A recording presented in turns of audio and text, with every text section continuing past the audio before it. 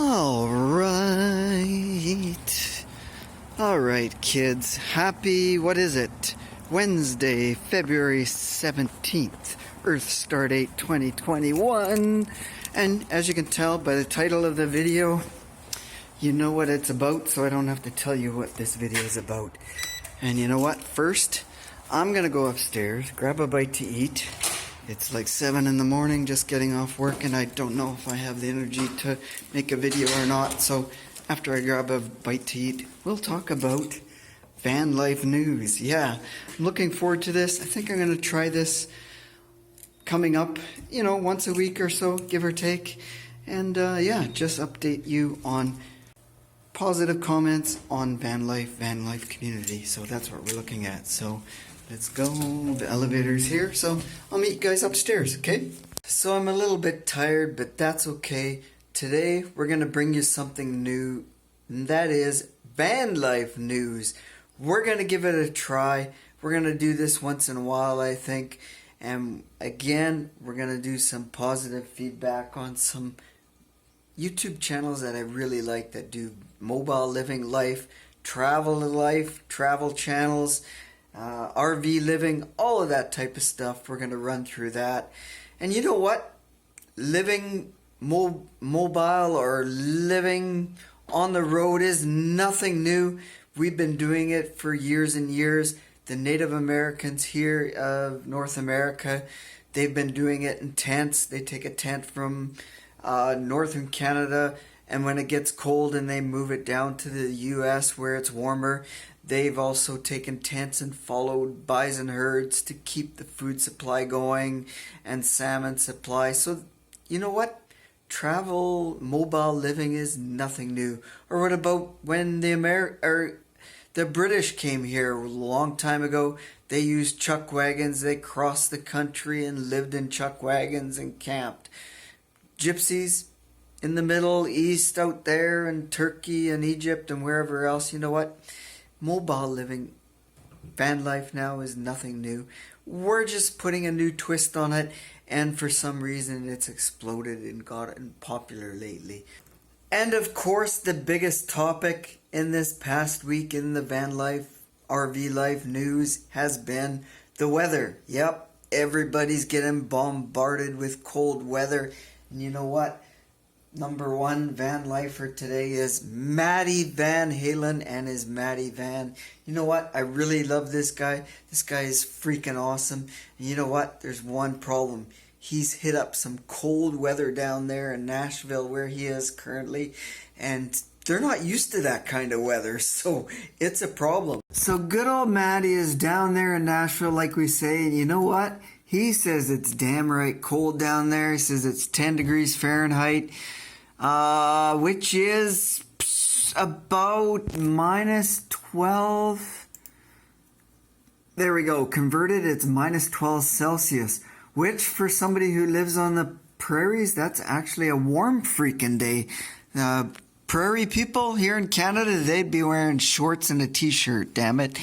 But you know what? They have been super cold this year. It's been minus 35, minus 38 on the prairies, minus 32. And that is dang cold. So, Matty, my friend, you know what? We endure months of this type of stuff. So, you only have a short time to put up with it. So, you know what? Just enjoy what you have. So, you can see him here. He's stuck. Matty didn't make it into work one day, and that's okay. That happened. But the next day, good old Matty made it into work, and they were so happy and so thrilled. He says that they were impressed that he was so dedicated and that he really cared about his work. You know what? I like hearing that. That's pretty good. And down there, like I say, they're not used to it. So I give him a lot of credit for going through that, Matty. And Matty goes on to say that, you know what? It was so freaking cold he couldn't even breathe.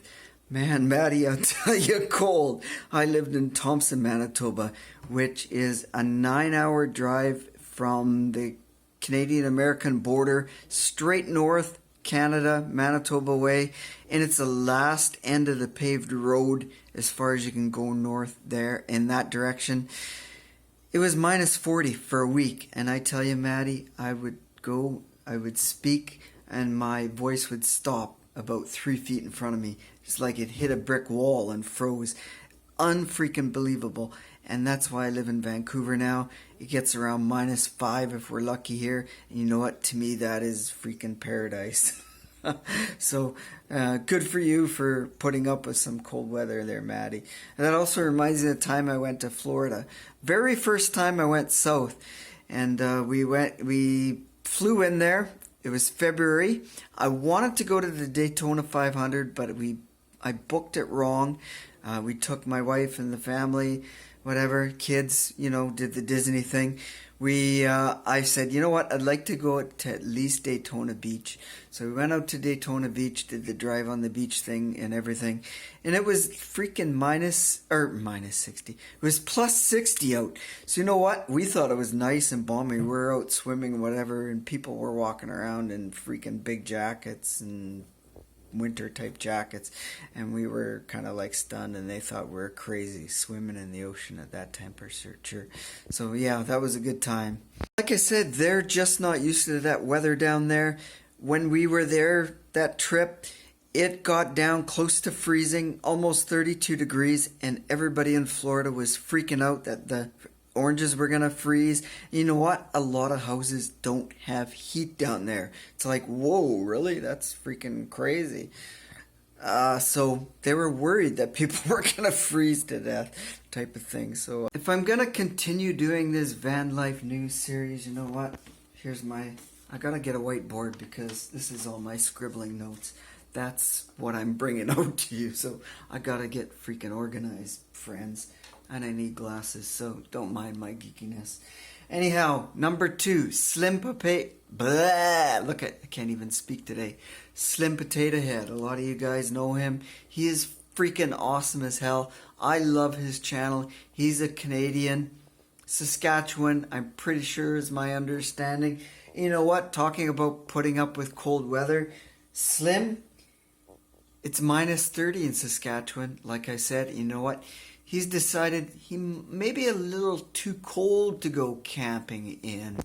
So Slim did end up going for a walk. It's a walk amongst the snow giant trees. And yeah, he was in BC for a little bit, doing some hiking. He drove out there in a 4x4, but wasn't camping. Normally I don't watch these type of videos, but you know what? His walk through the woods was really cool. I do recommend it. So he talks a little bit about trees and various things out there. I really like his last videos. And the other video he did was comparing heaters. He's trying a propane heater. He's trying various. And you know what? He tried a Mr. Buddy heater. And here's his opinion of the Buddy heater. 1,000 watts when it's really cold out, not practical for off the grid. So, what other things have I done? I did try a Mr. Heater propane heater, one of the portable ones. Not good at all for a small camper because of the amount of water and moisture it produces. Not good. You want dry heat. Mr. Potato Head, I second your opinion. You know what? I've had 2 of those freaking little Mr. Buddy heater bullshit crap things. You know what? The first one broke. Second time I used it, got another one. That one lasted 4 or 5 times. And you know what? It put out so much freaking water. My roof was dripping with condensation, moisture. Unbelievable. I had cracked 4 windows and it was still just pumping the water out, and just a super blast of heat. Unbelievable. It roasted me out of the van in minutes, and I had a big high top, so you know what, very dangerous. I was worried that something was going to fall on it and start me in flames, so I would never keep one of those things running through the night, and I would never turn my back on one of those things when it was running. So I'm with Slim. You know what, no way. Don't do it. So he's trying a little, he's got a wood fireplace that he's trying out and experimenting with. So if you want to know about different heating systems, give him a check out. Slim Potato Head on YouTube. Well worth it. Another YouTuber you got to give credit to who's out there doing the hiking in all the freezing freaking weather, and that is Foresty Forest, he lives in a van. Foresty Forest. Yes, I know, another Canadian, but you know what? You gotta admit, his stuff is pretty amazing.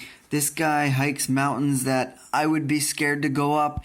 He's done some very remote freaking hikes where, you know what, if something goes wrong, you could be left stranded out there. So that would be my concern. But his stats, look at, he goes up and down. When he puts out a video, he gets super spikes of people watching. Then it drops to like nothing for a while. But you know what? He's got 248,000 subs. And he's making definitely some money off there. He has a lot, double the subs that, what's his name? Van City Van Life has. But you know what? Van City Van Life makes double the money. Van City Van Life now is making somewhere around $200,000 a year is what it's showing on his ratings. So Foresty Forest is up there too. So these guys are definitely doing some stuff that is right. And yep, there we go. He's putting up a fridge in the middle of winter. Yeah, you know, that's okay. But the other thing he's doing right now, he's putting a bigger alternator on his van, and you know what? He's got to be very careful about that, because upgrading to a higher alternator could possibly fry his electrical system out. This is what I mean. Minus 41 polar vortex, and you know what? He's right, because I had friends message me back home saying it was minus 42 overnight. So man, this guy's got balls of freaking steel there, Foresty. He's the man. That's it. Unbelievable. When I was working for Versatile Tractor Division, we had built a tractor 10 years ago, a new tractor, and then all the other technology caught up with this. They started putting big computers in the tractors, crop monitors, and GPS and navigating systems. So it was overloading the alternator. So it's like, okay, we got to upgrade the alternator, put a bigger alternator on. We did that, and guess what happened? All the wiring in the system started burning out. So we had to get the engineers in on this and redesign a lot of the electrical to handle the load that was the alternators were putting it out. So, and then of course the starter giving us problems too, because the starter wasn't able to draw enough electricity.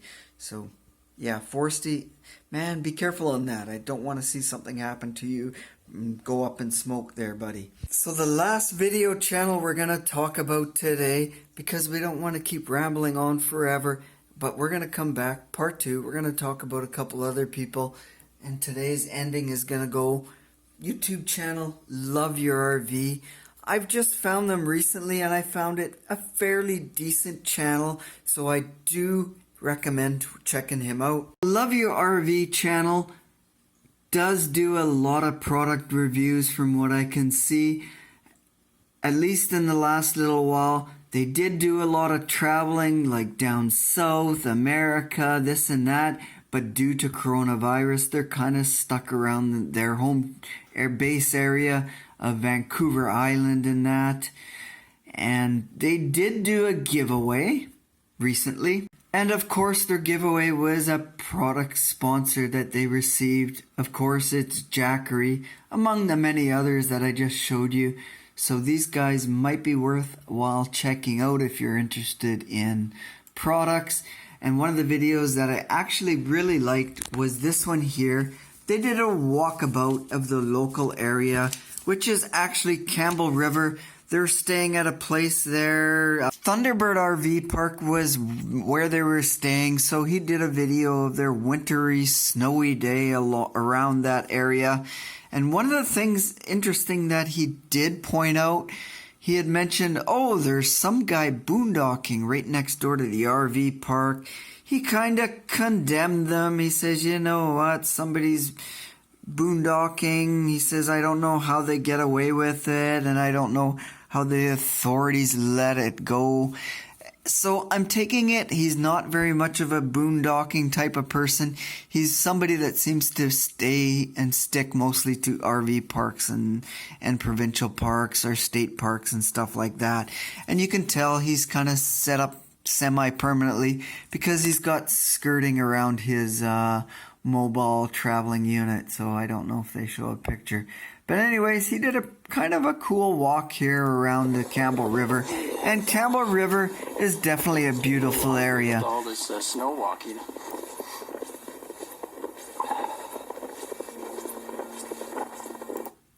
Okay, there we go. Time to head back. Getting a little hungry with all this snow walking. Anyhow, my friends, that's our first kick at this cat. Our van life news. We're going to try it out, I think, for a bit. Tell me what you guys make of this. Do you think I should continue it? Should I end it?